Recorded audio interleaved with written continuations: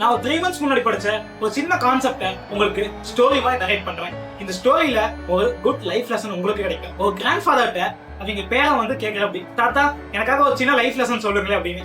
அதுக்கு அந்த தாத்தா அவர் கண்ணை பார்த்துட்டு சிரிச்சுக்கிட்டே சொல்றாரு, நமக்கு மைண்ட்ல எப்பயுமே 2 உல்ஃப்ஸ் இருக்கும், ஒரு குட் உல்ஃப் அண்ட் ஒரு பேட் உல்ஃப்.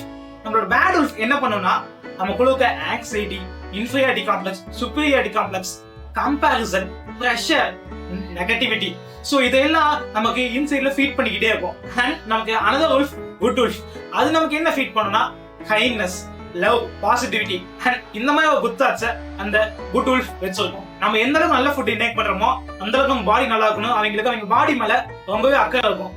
அதே அக்கறை தான் உங்க மைண்ட் மேலேயே இருக்கணும். நீங்க மைண்ட்ல எவ்வளவு நல்ல தாட்சி நீங்க கொடுக்குறீங்களோ அந்த அளவுக்கு தான் உங்களோட அப்பியரன்ஸ்ங்கிறது எக்ஸ்போசருக்கு இருக்கும். நீங்க ஒரு பேடான ஃபுட்ஸ் இன்டேக் பண்றப்ப உங்க பாடி அதாவது எவ்வளவு அஃபெக்ட் ஆகுதோ அதே மாதிரிதான் நீங்க ஒரு பேடான தாட்ஸால உங்களோட மைண்டோ அந்த அளவுக்கு அஃபெக்ட் ஆகும். நீங்க குட் ஃபுட் எடுக்கிறதுல எவ்வளவு மைண்ட் பண்றீங்களோ அதே மாதிரி ஒரு குட் தாட்ஸ் நீங்க இன்டேக் பண்றது மைண்ட் பண்ணும். சோ நீங்க எந்த அளவுக்கு குட் தாட்ஸ் இன்டேக் பண்ணிக்கிறீங்களோ அந்த அளவுக்கு தான் உங்களோட அப்பியரன்ஸ்ங்கிறது ஒரு பப்ளிக்ல இருக்கும். So do what you love.